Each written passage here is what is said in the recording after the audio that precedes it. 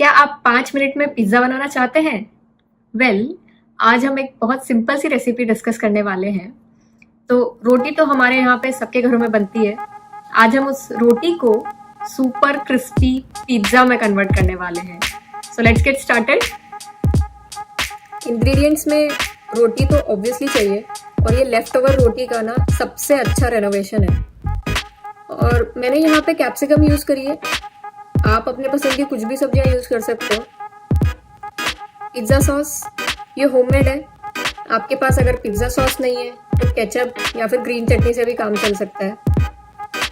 Grated चीज़, अगर आपके पास चीज़ block नहीं है तो चीज़ स्लाइस भी यूज कर सकते हो।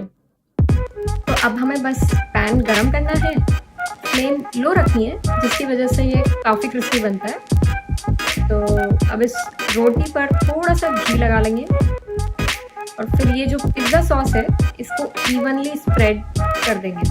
अगर आपके पास पिज़्ज़ा सॉस नहीं है तो कोई दिक्कत की बात नहीं है, केचप या चटनी भी यूज़ कर सकते हैं। अब हम इस पे आपकी पसंद की कोई भी सब्जी, कैप्सिकम सजा दो।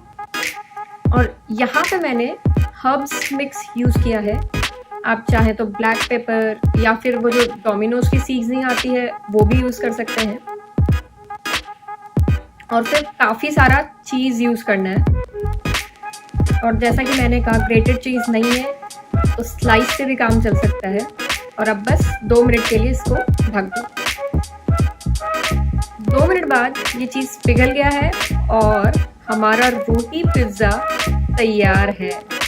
काफ़ी क्रिस्पी बनता है और इसलिए बहुत टेस्टी लगता है। देखा, बोला था ना बस 5 मिनट में बन जाएगा पिज़्ज़ा। तो अगर आपको ये रेसिपी पसंद आई है तो कमेंट सेक्शन में ज़रूर बताइएगा और नेक्स्ट टाइम मैं और भी ऐसी 5 मिनट रेसिपीज ज़रूर लेके आऊँगी। तब तक के लिए बाय।